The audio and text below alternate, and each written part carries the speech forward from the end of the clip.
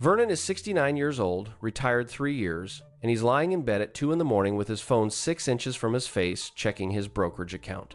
Again. His wife's asleep, the house is paid off, Social Security covers the basics, he's got just over $600,000 invested, and not a single dollar of debt.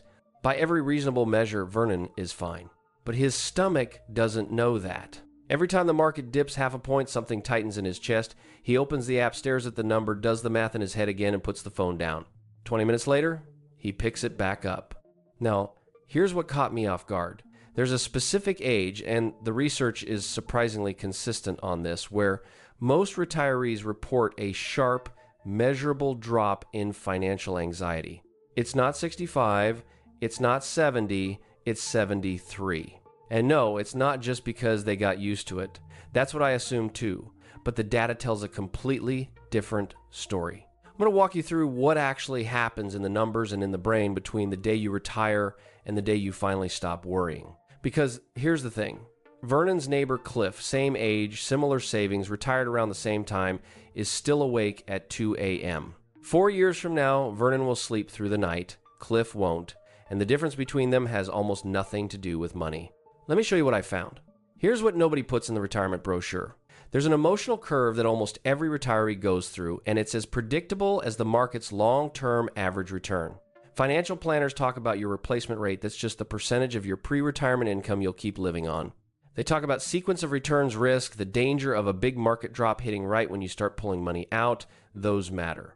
But none of them explain why someone with $600,000 in the bank can feel broke. That feeling has a name in the research. It's called decumulation anxiety, the fear of spending down what you spent your entire adult life building up. And here's the thing, it doesn't care how big your number is. It hits people with 300,000 the same way it hits people with 2 million, because it was never about the balance. It was about the direction. For 40 years, the number went up. Now it goes down. And your brain reads that as one thing, danger. And it starts the moment you get your last paycheck. For most people, the first 3 years are the worst, and almost nobody warns you about it. The day you stop earning is the day your brain starts keeping score. Every single dollar going out feels like a loss because nothing is coming in to replace it. I want you to think about that for a second. For 30, 35, maybe 40 years, your brain had a rhythm. Paycheck comes in, bills go out, paycheck comes in again. That cycle wasn't just financial, it was psychological. It was your brain's proof that the system worked. And then one day, it stops. The Employee Benefit Research Institute found that roughly 67% of recent retirees report significant financial anxiety in their first 2 years, even among those with savings above $500,000. That number surprised me. We're not talking about people who are struggling. We're talking about people who did everything right and still can't sleep. Vernon was one of them. In his first 6 months of retirement, he canceled a trip to see his grandkids in Portland, a trip he could absolutely afford. He switched grocery stores to save $11 a week. He started building spreadsheets every Sunday night, running the same numbers he'd already run the week before. And here's the part that gets me. Vernon knew the math worked. He'd run it with his planner before he retired. He'd stress tested it against recessions, inflation, long-term care costs. On paper, the plan was solid. But paper doesn't calm your nervous system at 2 in the morning. His neighbor Cliff, exact same pattern. Same anxious energy, same spreadsheets, same midnight math. The two of them even joked about it. They called it the retirement tax nobody warns you about. Not a dollar amount, an anxiety amount. The difference is what happened next. And understanding that difference is what this whole thing is really about. Here's the part most people miss. The anxiety isn't really about the money. It's about losing the paycheck as a psychological safety net. Think about what a paycheck actually represents. It's not just income. It's a recurring signal from the world that says, you're still useful, you're still earning, you're still okay. That signal showed up every 2 weeks for decades, and now it's gone. Your brain doesn't process that as a financial event. It processes it as a threat. And when it disappears, your brain doesn't care what the spreadsheet says. It wants the evidence back. But here's what happens after the panic window, and this is the part that caught me off guard. There's a phase almost every retiree goes through where they check their accounts more often than they ever checked their work email. And if you're in it right now, you'll know exactly what I'm talking about. Fidelity's own data shows that retirees in their first 2 years log into their accounts an average of 4 to 5 times per week. That's almost once a day. Compare that to retirees who've been retired for more than 5 years. They check roughly twice a week, half as often. So, what's going on? Meet Phyllis. She's 67. Retired school teacher, 31 years in the classroom, pension plus a 403B. She'd been feeding since 1996. By any standard, Phyllis was set. But within 3 months of retiring, Phyllis had built a spreadsheet with 32 categories of household spending. 32, she was tracking everything: groceries, gas, the exact cost of her morning coffee. Her husband started calling the kitchen table the war room. And here's the thing, the spreadsheet wasn't wrong. The numbers added up every time. She was fine. But checking the spreadsheet wasn't about finding a problem. It was about managing a feeling. The spreadsheet gave her the illusion of control over something that felt wildly out of control: her future. Now, fast forward 3 years. Same Phyllis, same spreadsheet. But now she opens it once a month. Maybe. What changed? The spreadsheet didn't change. Phyllis did. She stopped needing the numbers to tell her she was okay because she'd lived long enough without a paycheck to believe it herself. That's the shift. And it doesn't happen on a spreadsheet. It happens in your nervous system. So when does it actually break? There's a moment most retirees describe, and it almost never involves money. Almost every retiree I've come across in the research can point to a single moment when they gave themselves permission to spend, and it's almost never a big purchase. It's something small, sometimes absurdly small, that cracks the whole thing open. Here's a number that puts this into perspective. A study in the Journal of Financial Planning found that retirees who made a deliberate, quote-unquote, unnecessary purchase within their first 18 months of retirement reported a 23% drop in financial anxiety the following year compared to those who stayed in full restriction mode. 23% from one purchase. Meet Donna, 71, retired nurse, husband still working part-time. Donna had been saying no to everything for 2 straight years, no dinners out, no new clothes, no trips. Her savings were solid. She just couldn't bring herself to touch them. Then one afternoon, her daughter called with 2 extra tickets to a concert downtown, $80 each. Donna almost said no. She could feel the reflex, that tightness, that voice in her head that says, you don't need this. She bought them anyway. And she told me, well, she didn't tell me personally, this was in a survey, that she sat in the parking lot afterward and cried. Not because she regretted it, because for the first time in 2 years, she felt like a person instead of a budget. Here's what's happening underneath that moment. For 2 years, Donna's brain had been running a single program: protect the pile, don't touch it. Every dollar out is a dollar closer to zero. That program made sense when she was accumulating, when saving was the goal. But in retirement, the goal flips. The money is supposed to be spent. And Donna's brain hadn't gotten the memo. That $80 concert ticket wasn't about music, it was a test. Can I spend money and still be okay tomorrow? And when she woke up the next morning and checked the account, and the number was barely different, that was the answer her brain needed. Not a projection, not a spreadsheet. Lived evidence. That's what the first permission really is. It's not financial, it's emotional. You're not just spending money, you're testing whether your life still works without a paycheck funding it. And for most people, that test is the beginning of the turn. Which brings us to the number. Because what happens between that first permission and the age most people finally relax follows a surprisingly clear pattern. There's a specific age where the data shows a sharp, almost sudden drop in financial anxiety among retirees, and it's later than most people expect. It's not 65 when most people picture the finish line. It's not 70 when Social Security is fully optimized for a lot of people. It's 73.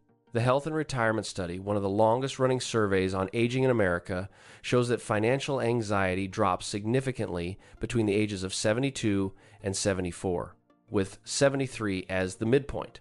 The Employee Benefit Research Institute backs this up. Confidence that savings will last through retirement jumps from about 44% at age 67 to roughly 71% at age 73. That's not a gradual climb, that's a cliff. And here's what makes it interesting. It's not because they got richer. Most of them didn't. Their portfolios didn't suddenly double. Their expenses didn't magically disappear. Something else changed. Let me bring Vernon back. At 73, Vernon had survived 2 bear markets. He'd watched inflation spike in 2022 and felt his stomach drop, and then watched his portfolio recover. He'd pulled money out every single month for 4 straight years, and the account was still there. Not just there in most months, it was higher than the year before. Think about what that does to a brain that spent 3 years in panic mode. Every month you withdraw and the account survives is a data point. Every market drop you live through without going broke is another. After 4 or 5 years, those data points pile up into something your brain can actually use. Not a projection, not a model, a track record. The evidence had piled up. That's the key. 73 isn't a magic number. It's a math problem experienced over time. You don't stop worrying because you suddenly have enough. You stop worrying because you've watched yourself have enough through the worst of it. But there's a deeper question here that the numbers alone can't answer. What actually changes inside your head at that age? Because it's not just time passing. There's a mechanism, and it explains why some people cross this line and others don't.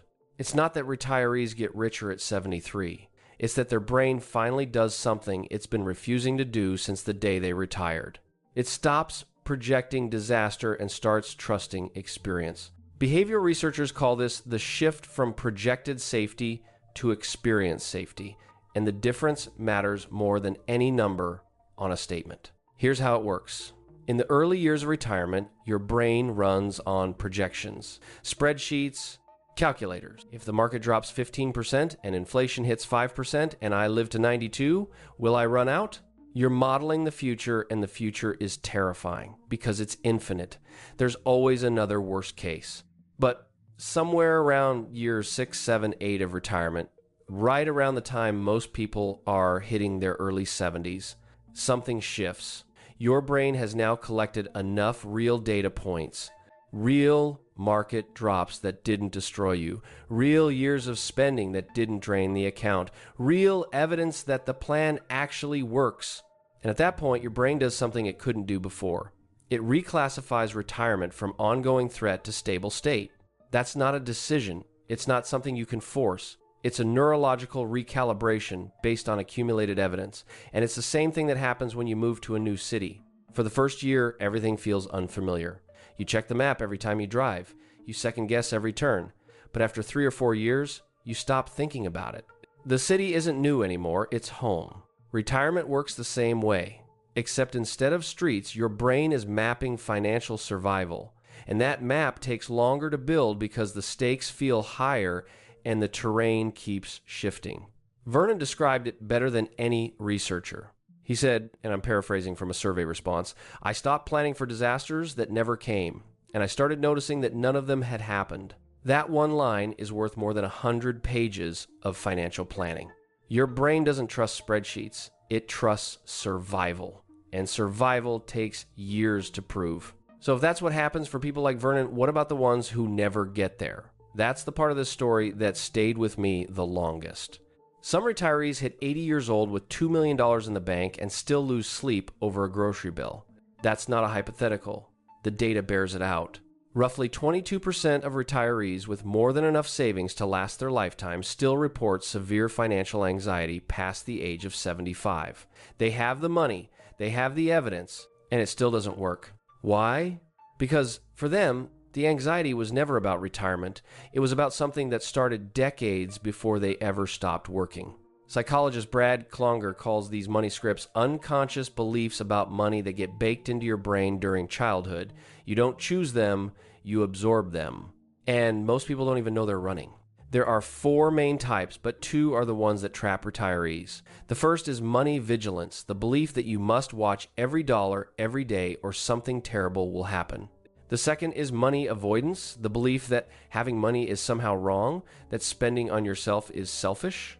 Now, let me bring Cliff back into this. Cliff grew up in a house where money could disappear at any moment. His father lost his job twice before Cliff turned 12. The family moved 3 times. Dinner conversations were about what they couldn't afford. Cliff remembers his mother counting coins on the table to figure out if they could buy milk. That's not a financial memory. That's a survival memory, and it wrote a script that runs in Cliff's head to this day. Safety is temporary. No matter how much you have, it can vanish. Hold on tighter. And here's the thing, no brokerage statement in the world can override that script, because Cliff isn't reacting to his portfolio. He's reacting to his father's face at the kitchen table in 1968. He's reacting to the sound of his mother counting coins. The numbers on his screen are just a trigger for a story that's 50 years old. Vernon grew up with scarcity too. But Vernon had a moment. That trip he almost canceled in his first year of retirement. He went anyway. And when he came back and the money was still there, something cracked open. Not a lot, just a hairline fracture in the old story. That's how scripts get rewritten, not all at once, one small permission at a time. If your anxiety about money didn't start in retirement, retirement won't fix it. And that leads to the part I think matters most. Because there is something you can do about this, and it's not what most people expect. What if you didn't have to wait until 73 to stop worrying? That's not a rhetorical question. There's a strategy that's been quietly gaining traction in retirement planning circles, and the early data on its psychological impact is genuinely striking. It's called a guardrails strategy. Developed by researchers Jonathan Guyton and William Klinger, it replaces the old fixed withdrawal approach, the famous 4% rule, with something dynamic, something that responds to what's actually happening. Here's how it works in plain English. You set two boundaries, an upper guardrail and a lower guardrail. If your portfolio drops below the lower boundary, you cut your spending by a set amount, say 10%. If your portfolio rises above the upper boundary, you give yourself a raise. Same percentage. That's it. 2 rules. Automatic. Now, the 4% rule isn't bad, but here's its problem. It doesn't tell your brain what to do when things go wrong, so your brain fills the gap with fear. You pull out your 4%, the market drops 20%, and now you're lying awake wondering, should I still be withdrawing the same amount? Should I cut back? By how much? The rule doesn't say. And in that silence, your amygdala does what it does best. It panics. Guardrails do the opposite. They give your brain a visible plan for the worst case scenario. And that changes everything, because what your brain is really asking for isn't more money. It's a protocol, it's a map that says if this happens, here's what we do. And crucially, it also says what happens when things go well. That upside guardrail isn't just a nice bonus.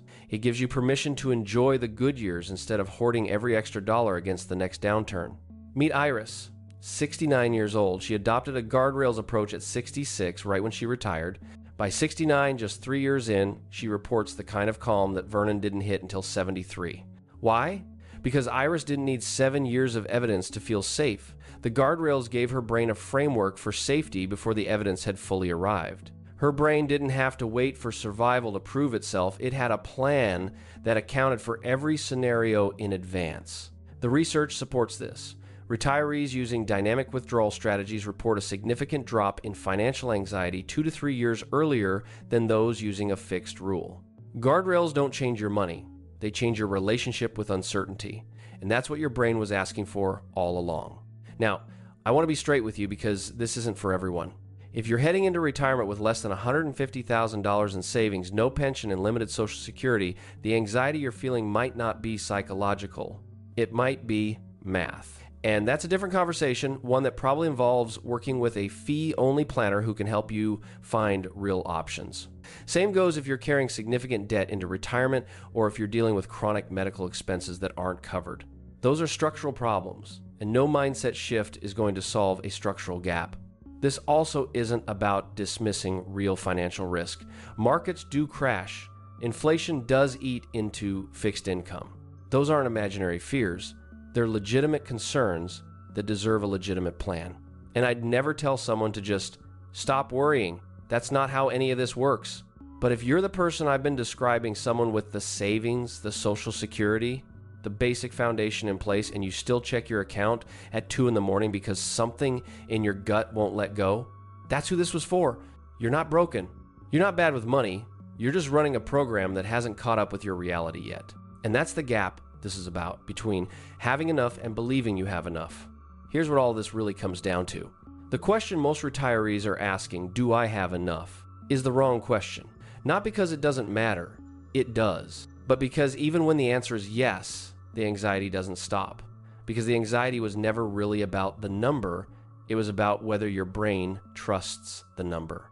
73 isn't a destination. It's the average time it takes the human brain to accept that the safety net actually holds. Some people get there faster with guardrails, with deliberate permissions, with one small act of spending that cracks the old story open.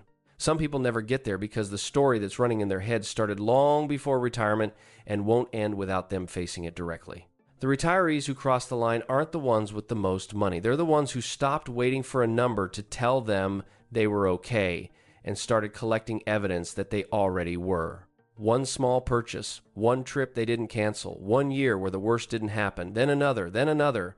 Vernon didn't get richer at 73. He just finally believed what his account had been telling him for years. You don't retire from worry on a schedule, but you can stop waiting for a number to give you permission and start giving it to yourself.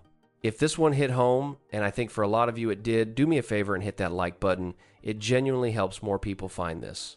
And I want to hear from you. How long did it take you, or how long do you think it'll take before you finally stop checking? Drop your answer in the comments. If you're not subscribed yet, now's a good time. I put these out every week. I'll see you in the next one.